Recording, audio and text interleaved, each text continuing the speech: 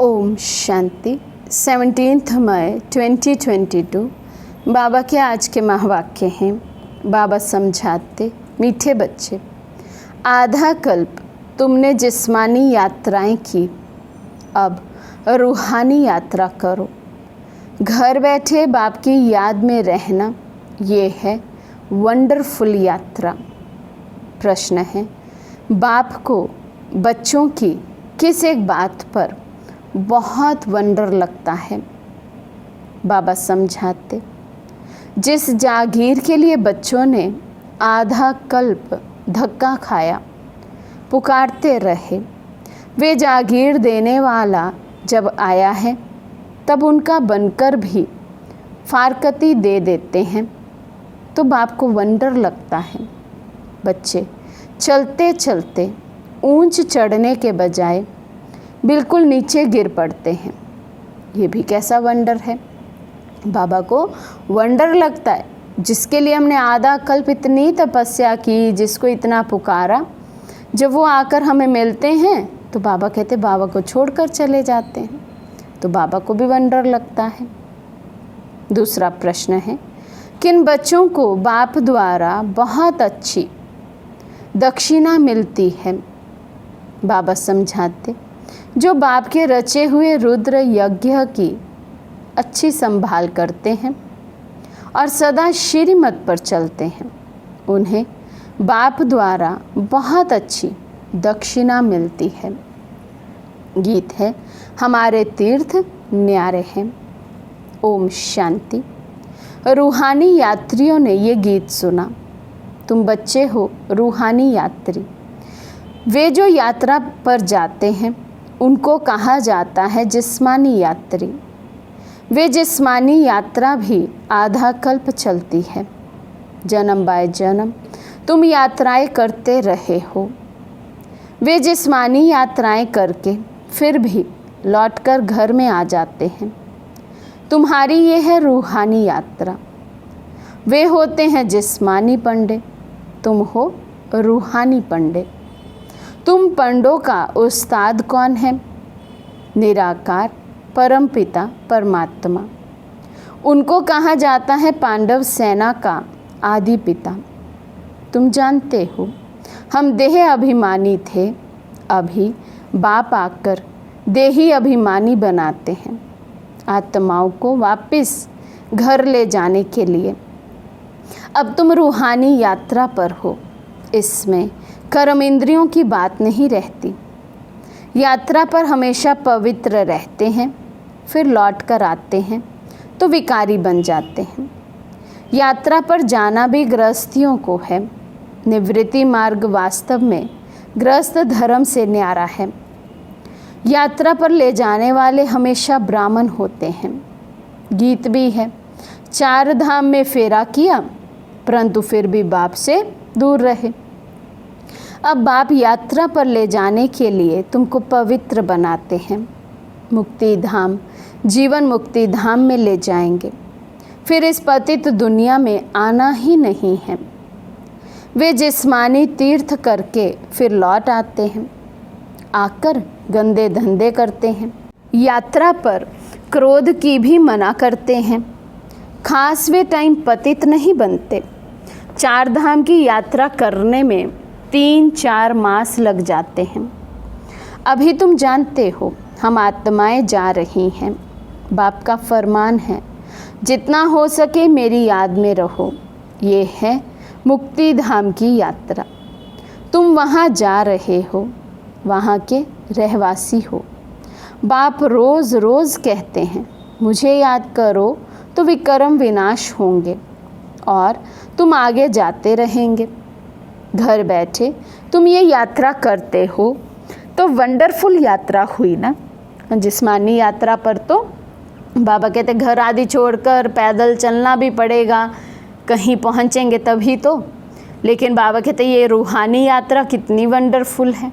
घर बैठे भी यात्रा पर हो, चलने की आवश्यकता भी नहीं, बैठे बैठे ही यात्रा कर रहे हैं। योग अग्नि से सब पाप कटते हैं। आधा कल्प तुमने जिस्मानी यात्रा की है। पहले अव्यभिचारी यात्रा थी, फिर व्यभिचारी यात्रा हुई है। पूजा भी पहले एक शिव की करते हो, फिर ब्रह्मा विष्णु शंकर की, फिर लक्ष्मी नारायण आदि की। अभी तो देखो कुत्ते बिल्ली ठीकर भीतर आदि सबको पूजते रहते हैं। बाप समझाते हैं बच्चे, ये सब है गुड़ियों की पूजा। शिव बाबा के और देवी देवताओं के ऑक्यूपेशन को जानते नहीं हैं। गुड़ियों का ऑक्यूपेशन नहीं होता है। शिव बाबा के ऑक्यूपेशन को ना जानना, वे जैसे पत्थर पूजा हो गई। फिर भी कुछ ना कुछ मनोकामना पूरी होती है। सतयुग में जिस्मानी यात्रा होती नहीं, वहाँ मंदिर आदि कहाँ से आए। ये तो है भ्रष्टाचारी दुनिया। अपने को पतित समझते हैं, तब तो पावन होने लिए गंगा स्नान करते हैं। कुंभ के मेले का भी राज समझाया है। ये है सच्चा सच्चा संगम। गाया भी जाता है, आत्मा परमात्मा अलग रहे बहुकाल, सुंदर मेला कर दिया। सतगुरु पतित पावन दलाल के रूप में आकर मिलते हैं। उनको अपना शरीर तो है नहीं। इस दलाल द्वारा तुम आत्माओं की अपने साथ सगाई कराते हैं अथवा बच्चों को अपना परिचय देते हैं। बच्चे, मैं आया हूँ तुमको शांति धाम की यात्रा पर ले जाने, पावन दुनिया में ले जाने। बच्चे जानते हैं भारत पावन था। एक ही आदि सनातन देवी देवता धर्म था। आर्य धर्म नहीं था, आर्य और अनआर्य। अगर देवताओं को आर्य कहे तो आर्य धर्म में राज्य कौन करते थे? आर्य कहा जाता है पढ़े हुए को। इस समय सब अनार्य अनपढ़े हैं, बाप दादा को जानते ही नहीं। ऊंचते ऊंच है ही शिव बाबा, फिर ब्रह्मा विष्णु शंकर, फिर प्रजापिता ब्रह्मा, तो जगत अम्बा भी प्रजा माता ठहरी। इन द्वारा ब्राह्मणों की रचना होती है। ये है एडॉप्टेड चिल्ड्रन। कौन एडॉप्ट करते हैं? परमपिता परमात्मा। तुम जानते हो हम उनकी संतान हैं, परंतु बाप को भूल ऑर्फन बन पड़े हैं। गॉड फादर का कोई भी ऑक्यूपेशन नहीं जानते। बाप आकर फिर ऐसे को पावन बनाते हैं।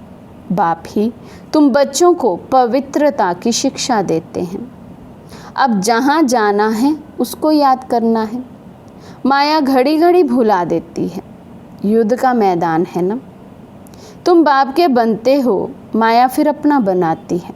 प्रभु और माया का नाटक है। बाबा का बनकर फिर आश्चर्यवत सुनंती कथनती भागंती हो जाते हैं। माया भी बड़ी पहलवान है। ये बुद्धि योग बल की युद्ध बाप के सिवाय कोई सिखला ना सके। सर्वशक्तिमान बाप से योग लगाने से ही ताकत मिलती है। तुम जानते हो अब पवित्र बन फिर वापस घर जाना है। यहाँ पाठ बजाने के लिए ये शरीर लिया है। हमने 84 जन्म पूरे किए हैं। ये है पिछाड़ी का छोटा सा महान कल्याणकारी युग। तुम सब ज्ञान गंगाएं ज्ञान सागर से निकली हो। बाप कहते हैं बाप को याद करते रहो तो तुम्हारी आयु भी बढ़ेगी और भविष्य 21 जन्मों के लिए भी तुम अमर बनेंगे। अकाले मृत्यु कभी नहीं होगा। समय पर आग पे ही एक शरीर छोड़ दूसरा लेते हो। चलते फिरते बाप की याद में रहना है। इस याद से तुम सृष्टि को पवित्र बनाते हो। बाप आए ही हैं पावन बनाने। सैम्पलिंग भी उनका लगेगा जो देवता थे, अब शूद्र बने हैं और धर्मों में भी कन्वर्ट हो गए हैं। वे सब निकलते आएंगे। सबके अपने अपने सेक्शन हैं। यहाँ भी सबकी अपनी रस्म है। ये आदि सनातन देवी देवता धर्म का सैम्पलिंग लग रहा है। जो पहले ब्राह्मण बने थे वही आएंगे। ब्राह्मण बनने बिगर देवता बन नहीं सकते। ब्रह्मा का ना बने तो शिव बाबा से वर्षा पा नहीं सकते। जो देवता धर्म के हैं वे ब्राह्मण धर्म में ज़रूर आएंगे। अभी तुम कांटे से फूल बने हो। कोई को दुख नहीं देते। सबसे बड़ा दुश्मन है रावण।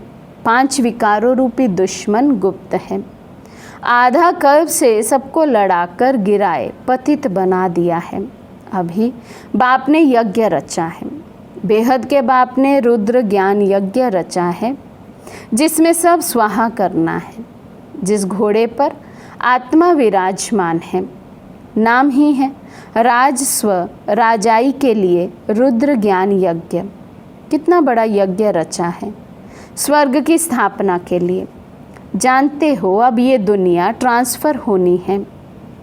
दिल में नशा रहता है। बाबा ने यज्ञ रचा है। इनको अच्छी रीति संभालना है। जो श्रीमत पर चलेंगे उनको बहुत अच्छी दक्षिणा मिलेगी। यज्ञ की अच्छी संभाल करते हो तो तुम विश्व के मालिक बनते हो। जिस जागीर के लिए तुमने आधा कल्प धक्का खाया है, बाप आते हैं देने तो ऐसे बाप को फिर फारगती दे देते हैं। बाप वंडर खाते हैं। सजनियाँ गाती थी आप पर बलिहार जाऊं, अब आया हूँ तो तुम मेरे बनकर फिर फारगती दे देते। वे भी ऊंच चढ़ने के बदले नीचे गिर पड़ते। चढ़े तो चाखे वैकुंठ रस और गिरे तो चकनाचूर। फर्क तो है ना। कहाँ प्राइम मिनिस्टर आदि और कहाँ गरीब भील लोग। तो अब पुरुषार्थ कर बाप से राजाई लेनी चाहिए। ये है रुद्र ज्ञान यज्ञ।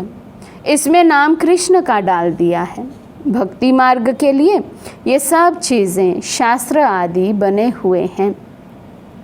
भगवान तो एक ही है जिनको पतित पावन कहा जाता है। शांति धाम और सुख धाम में कोई भी पुकारते नहीं। तो बच्चों को पूरा नशा चढ़ना चाहिए। ये है रुद्र ज्ञान यज्ञ। इनके बाद कोई यज्ञ नहीं रचा जाता। वे जिस्मानी यज्ञ रचते हैं आफतों को मिटाने के लिए। बाप कितनी बड़ी आधा कल्प के लिए आफतें मिटाते हैं। ये कोई साधु संत नहीं जानते। मुख्य गीता माता जो भगवान ने गाई उसमें नाम कृष्ण का डाल दिया है। तो अब मनुष्यों को सावधान करना है, क्योंकि उन्हों का बुद्धि योग कृष्ण से जुट गया है। कृष्ण तो ऐसे नहीं कहते मन मना भव, मुझे याद करो तो मैं साथ ले जाऊंगा। ये बाप बैठ यहाँ लायक बनाते हैं, सावरे से गोरा बनाते हैं। तुम श्याम बन गए थे, बाबा फिर सुंदर स्वर्ग का लायक बनाते हैं। चलते फिरते बुद्धि में बाबा को याद करना है। बस ये अवस्था जम जाए तो तुम्हारा कितना बेड़ा पार हो जाए। Health wealth happiness. बाबा से तुम इतना वर्षा लेते हो तो ऐसे बाप को कितना याद कर उनकी शिक्षा पर चलना चाहिए। कांटों को फूल बनाना है। अभी तुम फूल बन रहे हो। ये बगीचा है, अभी है फॉरेस्ट ऑफ थॉर्न्स। ये दुनिया बाबा कहते कांटों का जंगल है। अकासुर बकासुर ये संगम के नाम हैं। उद्धार तो सबका होना है। जो जितना पढ़ेंगे पढ़ाएंगे, श्रीमत पर चलते रहेंगे, बाप से 21 पीढ़ी का वर्षा पाएंगे। तुम सदा सुखी बन जाएंगे। अभी तुम्हारी 100% चढ़ती कला है, फिर कलाएं कम होती जाती हैं। इस समय कलाएं बिल्कुल ख़त्म हो गई हैं। गाते भी हैं मैं निर्गुणहारे में कोई गुण नहीं। बाप को रहम दिल कहते हैं ना। कल्प कल्प संगम पर आते हैं। भारत स्वर्ग होगा तो सब सुखी हो जाएंगे। अभी बच्चों को श्रीमत पर चलना है, आसुरी मत पर नहीं। बाप कहते हैं मेरी सबसे जास्ती गलानी करते हैं। या तो कहते हैं नाम रूप से न्यारा है, या फिर कण कण में कह देते हैं। ये सब ड्रामा में नूंद है। तुम अब त्रिकालदर्शी बने हो और बाप को जान बाप से वर्षा ले रहे हो। अभी तो खूने नाहेक खेल होना है। नाहेक सब आफतें आएंगी, कितने मरेंगे। भक्ति मार्ग में तो कितने देवियों के चित्र बनाते हैं, खर्चा करते हैं। देवियां बनाकर पूजा कर फिर डुबो देते हैं। तो गुड़ियों की पूजा हुई ना। काली का कैसा चित्र बनाते हैं, ऐसे कोई मनुष्य थोड़ी होते हैं। तुम यहाँ बैठे हो तो यात्रा पर हो, ट्रेन पर बैठे भी रूहानी यात्रा पर हो। बुद्धि यात्रा पर लगी हुई है। अगर बुद्धि योग लगा हुआ नहीं है तो वे टाइम वेस्ट हो जाता है। बाप कहते हैं टाइम वेस्ट नहीं करना, तुम्हारा टाइम बहुत वैल्यूएबल है। सेकंड भी कमाई बिगत छोड़ो नहीं। बाप तो फुल पुरुषार्थ कराते हैं। बाबा ने विश्व को स्वर्ग बनाने के लिए ये यज्ञ रचा है। बाबा बाबा करते रहना है तो बेड़ा पार होगा। हम ब्राह्मण हैं, हमारे ऊपर बहुत बड़ी रिस्पॉन्सिबिलिटी है। बाप कहते हैं बच्चे आत्म अभिमानी बनो, मनसा वाचा कर्मणा, किसी को दुख नहीं देना है, बहुत मीठा बनो। क्रोध से बड़ी डिससर्विस कर लेते हो, संपूर्ण तो कोई बने नहीं है, भूत बड़े खराब हैं। अच्छा, मीठे मीठे सिखी लदे बच्चों प्रति माता पिता बाप दादा का याद प्यार और गुड मॉर्निंग। रूहानी बाप की रूहानी बच्चों को नमस्ते। हम रूहानी बच्चों की रूहानी बाप दादा को दिलवा जान सिकवा प्रेम से नमस्ते नमस्ते नमस्ते जी। धारणा के लिए मुख्य सार। फर्स्ट पॉइंट, ये टाइम बहुत वैल्यूएबल है, इसलिए एक सेकंड भी इसे कमाई बिगर नहीं छोड़ना है। आत्म अभिमानी रहने का पूरा पुरुषार्थ करना है। सेकंड पॉइंट, चलते फिरते बाप को याद कर अपनी अवस्था जमानी है, बहुत मीठा बनना है, किसी को भी दुख नहीं देना है। आज का वरदान है, यथार्थ विधि द्वारा व्यर्थ को समाप्त कर नंबर 1 लेने वाले परमात्म सिद्धि स्वरूप भव। यथार्थ विधि द्वारा व्यर्थ को समाप्त कर नंबर 1 लेने वाले परमात्म सिद्धि स्वरूप भव। जैसे रोशनी से अंधकार स्वतः खत्म हो जाता है, ऐसे समय, संकल्प, श्वास को सफल करने से व्यर्थ स्वतः समाप्त हो जाता है, क्योंकि सफल करने का अर्थ है श्रेष्ठ तरफ लगाना। तो श्रेष्ठ तरफ लगाने वाले व्यर्थ पर विन कर नंबर 1 ले लेते हैं। उन्हें व्यर्थ को स्टॉप करने की सिद्धि प्राप्त हो जाती है। यही परमात्म सिद्धि है। वे रिद्धि सिद्धि वाले अल्पकाल का चमत्कार दिखाते हैं और आप यथार्थ विधि द्वारा परमात्म सिद्धि को प्राप्त करते हो। स्लोगन है, अपकारी पर भी उपकार करने वाला ही ज्ञानी तू आत्मा है। अपकारी पर भी उपकार करने वाला ही ज्ञानी तू आत्मा है। अच्छा, ओम शांति।